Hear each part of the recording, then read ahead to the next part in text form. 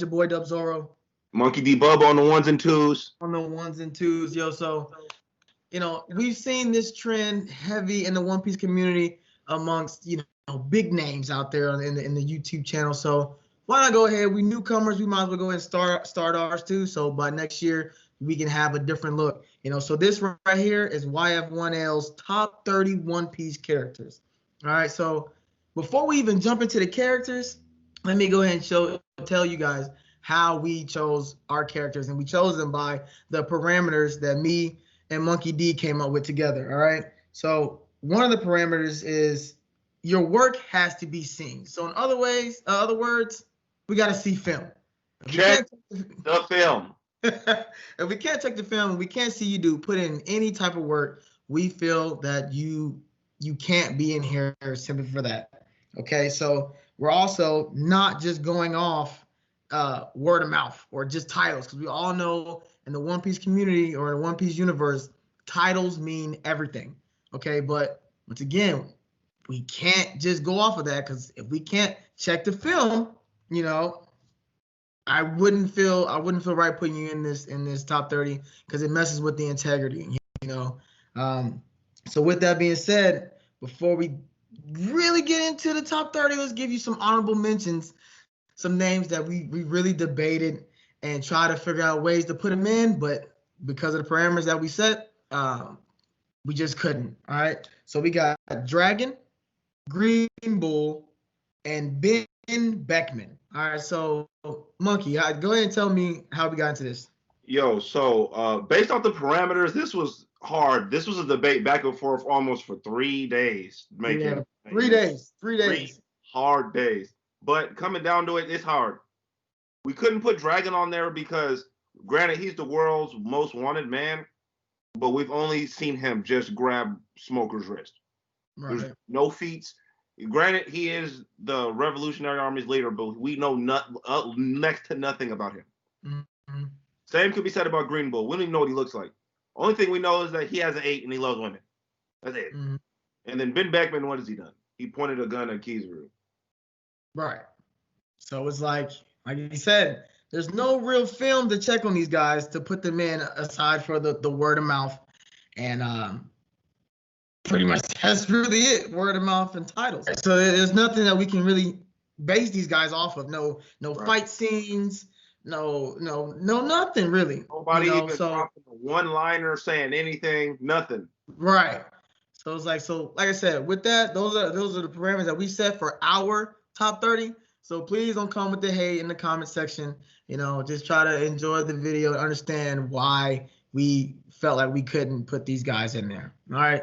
So with that being said, let's go ahead and start off our top 30. Starting from 30, we have the god himself, Enel. Okay. Enel in Skypiea was a monster. Taking out all of the Straw Hats, even Luffy for a little bit, but obviously Luffy's rubber, he had the gold up there, so he's nothing really Enel could really do. But Enel was the first character we've seen with observation haki, and it was crazy observation haki at that. I mean, to hear the whole island, just with that's on the same level as Katakuri, if not higher, in my opinion. At 29, we have Crocodile, the underground king, with crazy feats. Beat Luffy 2 separate times. Really, he killed him, but we all know Miss Sunday had to come in and save him for the clutch. But Crocodile went head-to-head with Doflamingo, went head-to-head with Mihawk, the strongest swordsman. So Crocodile definitely has some feats. And he's also the first character that we've seen in One Piece with an awakened devil fruit. So that right there just speaks feats about Crocodile and his devil fruit abilities. It's a time skip feat too that we're talking. Time skip, right? So before the haki, before anything, we saw an awakened devil fruit before we even knew it was an awakened devil fruit. All right, next we have Boa Hancock at 28. Boa Hancock is almost self-explanatory. She's a princess / queen. She's a warlord, and she's a captain of her own ship. Not to mention, has pretty much an OP devil fruit, because she is the most beautiful woman in One Piece, or second if you caught up to Wano, and she has conqueror's haki. Cannot forget about that because we all know Conqueror's Haki plays a very integral piece into the One Piece characters and what they're able to do. Okay, speaking of Conqueror's Haki, we got Doflamingo, the uncrowned king at 27. Another self-explanatory guy. I really don't have to dig off too much in Doflamingo. Birdcage is all I really need to say. All right, and had to take on Gear 4, in order to actually lose. All right. At 26, we have Sanji Vinsmoke. All right. Sanji, man, a lot of people are not going to like the fact that Sanji is on the list, but we cannot take away some of the feats that he has. Went head-to-head with Virgo. He did get his shin cracked, but at that time, Virgo had the strongest armament Haki that we've seen, and he went toe-to-toe with him, got his shin cracked, but Sanji wasn't out of commission at all. And then on top of that, he has a raid suit now, which boosts his durability, his attacks, and now he's also invisible. So he no need for a devil fruit anymore, right? So Sanji, go ahead. I was gonna say he recently just took in a spoiler alert if you're not caught up on the manga. He recently just took a spear attack that was gonna almost kill him if he didn't have that raid suit. My King.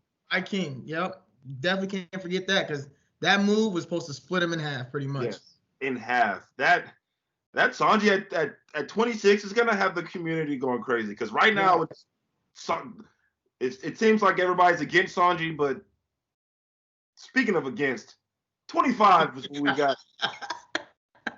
As much I tried say his name. I tried my hardest to get him off the list. Say his name. I couldn't. Kid. Kid. With 2 Ds. With 2 Ds. He's at 25. I have a hard time even trying to put into perspective how he can even go about this because I look at the feats he's done. Granted, he's been in the New World. He went to Big Mom's territory, took something from her, but that's pretty much it. Got locked up by Kaido. Right. And he's been there for a minute. But based on portrayal of the story, he's Luffy's rival, so we gotta throw a little bit of weight on that, but not much. Right. 24, we have Law. Law is a powerhouse on its own. OP Devil Fruit. Ooh. OP Devil Fruit. He would be higher if he had the same will as Luffy on the same. Yeah, because if Luffy had that, I guarantee you he'd be crazy. Gamma Knife to Doflamingo. He was dead. Doflamingo was dead. You couldn't tell me he wasn't. Yep, that Devil Fruit. Then he went and slashed Virgo in half at that point. Strongest armament Haki at that point. Right. Great feats. 7 warlords during the time skip. Great feat. Yep. Speaking of warlords, we have Jinbei at 24. Yep. Jinbei is probably my 3rd favorite Straw Hat, just based off the facts of what he did. Some of the feats he's done he was a 7 warlord. He went in Big Mom's territory and went and took Big Mom's OP Devil Fruit and didn't get none of his life taken away. Right. Hit Big Mom in hunger pains when she goes the most craziest, which is ridiculous. And then she was on the Sunny. Jinbei came up and hit her with a attack on and got her off the Sunny. Yep, the Vagabond drill. Yes. So there's some weight to that, especially with Big Mom being one of the top 4 powerful pirates in the sea. Yeah. Got to throw some weight on that.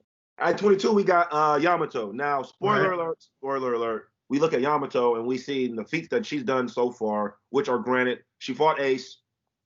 And I power scale Ace and Jinbei are on the same.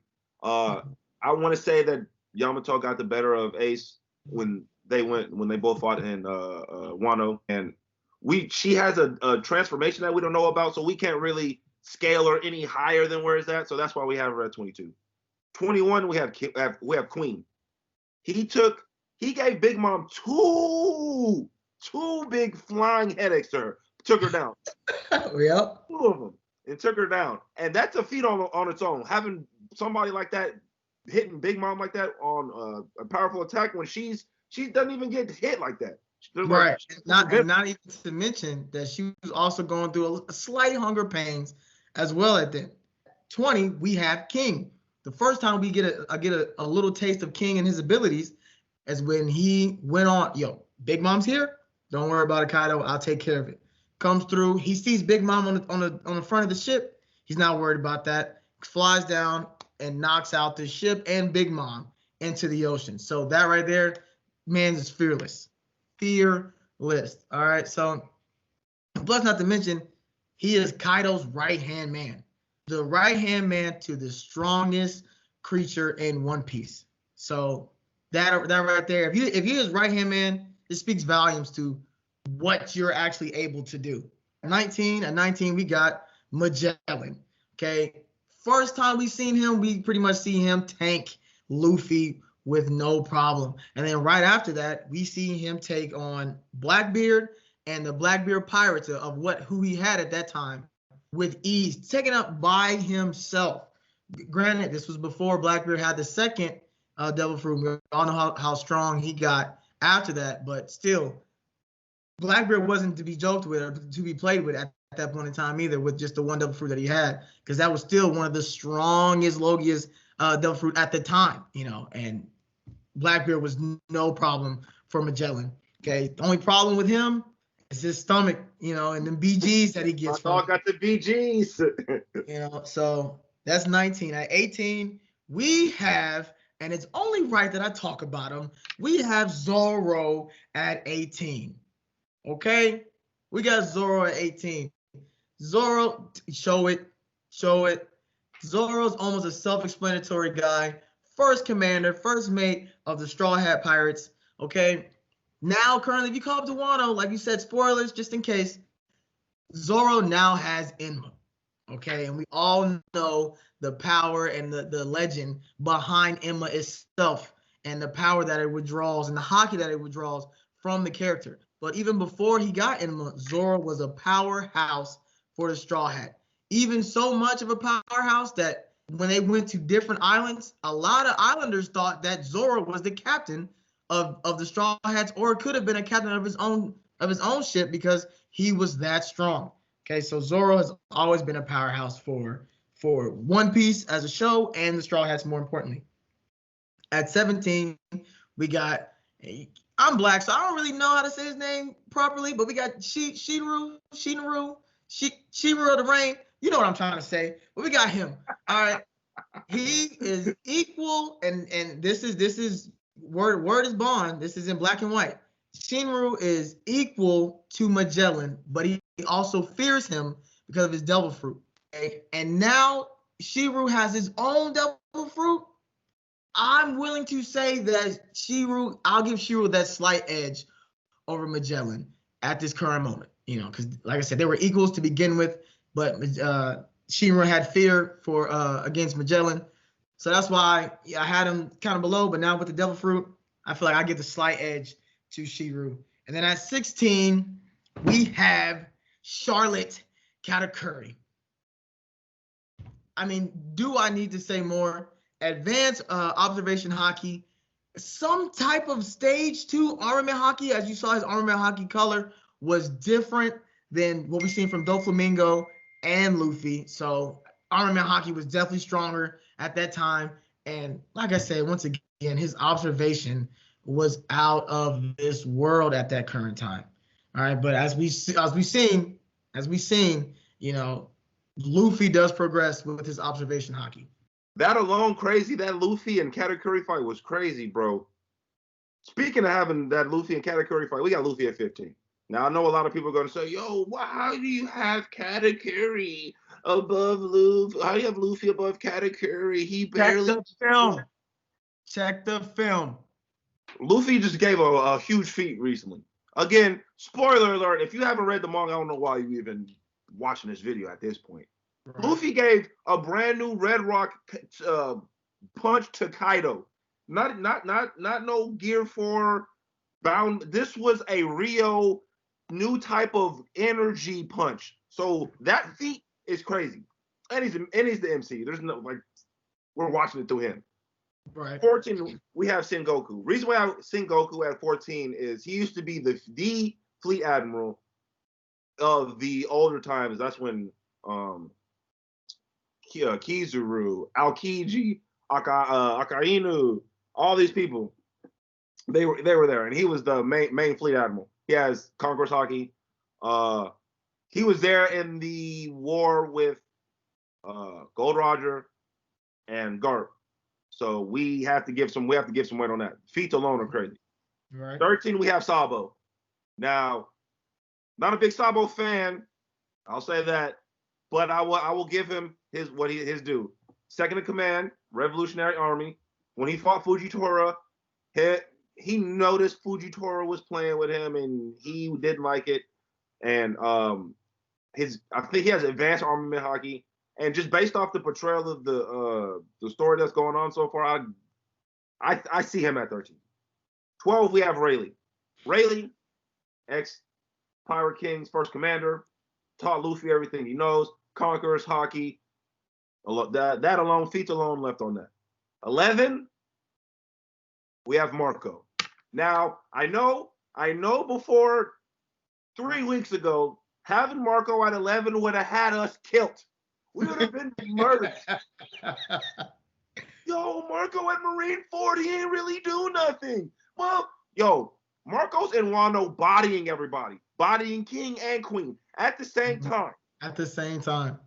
So how are we? We also got to go look back and check the film. We can't look at the score. We got to look at the all 22. You know what I mean? And look going back, yo, Marco was locked down in some siege stone prism handcuffs for a long time. He took straight on attacks from all the admirals, and it didn't flinch, not even a little bit. So I mean, we got to give Marco his due. We got to give Marco his due on feats, and his feats alone are crazy. Right. So that's 11. Now we're in to the top 10. The top 10. This right here, the top 10 was kind of hard to get together, but we already knew who was going to be in the top 10. Is just the placement of it. All right. So bringing up the rear of the top 10, we have the strongest swordsman alive. We have Mihawk. Okay. Like I said, like I said in the beginning with the parameters, we're not really going by the title, the name, the title of each character that they have, but we have film on Mihawk. Okay. We have history being a rival to Shanks and just losing interest because he lost an arm. Like, does that say that he's a little slightly arrogant? And he thinks that now that Shanks lost his arm, he's no longer a rival to him? Also, if you think about it, he was the one that trained Zorro, and we see how strong Zorro is, and he has to catch Zorro has to catch Mihawk. The power jump that Zorro had after the time skip because of the training that he received from Mihawk, it's like what else does Mihawk know? You know, it's just crazy the feats that he has. Of course, he didn't give all of Zorro all his tricks. Why would I do that? I'm gonna give you enough to. At the end of the day, you coming to take my head, you know. But Mihawk, nonetheless, is definitely a top 10, character for us. You know, just strongest swordsman. Okay, strongest swordsman. At number 9, we have Kizuru. Okay, so I know with Kizuru's an admiral, so he's gonna get his respect. But I know it's kind of hard to gauge his true strength because he's kind of lazy. You know, he's kind of lazy and real nonchalant about everything. But one moment that stuck out to me was the simple fact when he was talking to Kainu and word got back that Big Mom and Kaido was about to make an alliance. He said himself, or asked Kainu himself, would you like for me to go to Wano right now and stop that alliance? That right there just speaks volumes of what he's able to do. With him being as lazy as he is, he's putting the initiative to go stop the 2 strongest Yonkos right now. Gotta be powerful. Got to be powerful. At 8, we have Fujitora. Okay, I know some people might, why Fujitora over Kizuru? You know, because, I mean, there's more tape on Kizuru than is Fujitora. But when we seen Fujitora taking on Salvo, who is stated to be admiral level right now, you know, it has betrayal of advanced armament hockey, showed that in the Dressrosa. You know, the chief of staff of the Revolutionary Army, and that Salvo felt like that Fujitora was playing with him. Okay, we all seen what he was able to do to Zorro, and we all seen what he was able to do to Luffy. But I feel that the devil fruit that Fujitora has is Gravity? You can't beat gravity. You can't beat it. How? You know, so it's just like how? And it makes me have the question of what more can Fujitora do with his devil fruit once it's awakened? Right. You know, it's just devil fruit OP, and then Fujitora is definitely, you know, a very strong swordsman and character in One Piece. At 7, we got the hero of the Navy, Garp, Monkey D. Garp. Look, another self-explanatory character. You know, the only character at Marineford to actually lay a punch on Marco. Marco took on Kizuru, kicked Aokiji through the sky and knocked him back a few yards. You know, it took on a Kainu's punch, didn't go anywhere. But Garp was the only one to land a solid attack on Marco, and Marco actually filled it. And then we all know the feats before Marineford, you know, with fighting with Goldie Roger, you know, fighting Goldie Roger. You know, it's like Garp is really, I shouldn't have to say much about Garp. And his old age may throw a wrench in a few things, but the fact that he says he was able to kill a Kainu at Marineford, who has the strongest devil fruit, you know, destructive devil fruit right now, and you say you can kill him, that's all I need to hear. That's all I need to know. Okay. At 6, we have Aokiji. Okay. With Aokiji, man, fighting Kainu for 10 days. And then, I mean, environmentally wise, he doesn't have the devil fruit to take on lava. He just doesn't. But he did for 10 full days. Need I say more? You know, so Aokiji definitely belongs in the top 10. I wish I could put him in the top 5, but there's only 5 slots, you know, and there's 5 more characters that we have to get to. Number 5, we got a Kainu. I hate this man. I know that's not a feat alone or anything that has to do with power scaling, but I hate this man, okay? Fleet Admiral, highest destructive, high offensive, devil fruit. Oda even said that if he was the main character, he would have found the One Piece in a day. We seen him go toe-to-toe with Whitebeard. At that point, world's strongest man, punched a hole through Jinbei, gave Luffy the scar on his chest, and fought Aokiji for 10 days and won.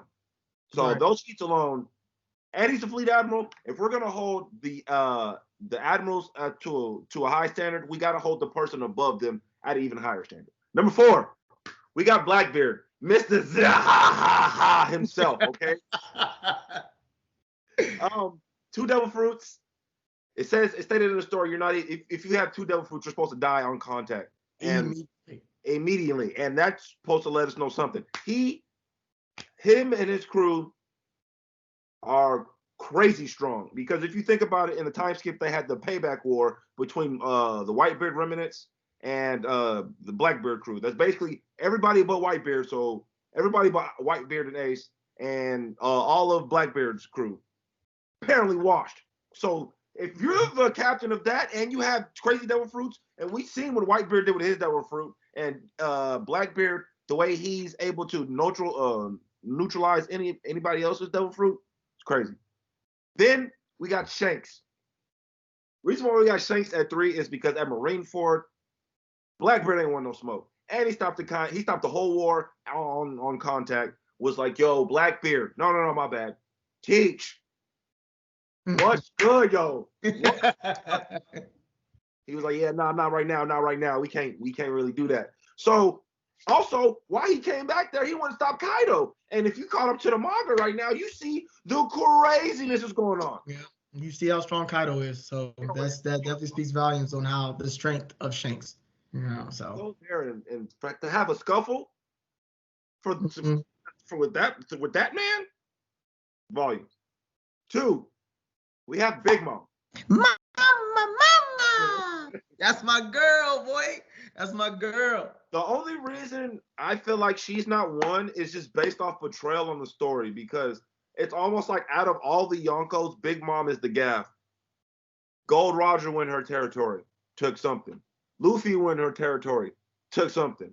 Rouge went her territory, beat Snacks, I want to say. Yes, we can Kid went in her territory, got something. So I mean, at this point, how much weight is she holding as a Yonko? If anybody can go in there and get it, you know what I mean? All right. But speaking of that, from some of the recent feats we've seen, her fight Kaido, her not use no haki and push Kaido back like that. Like we gotta hold weight.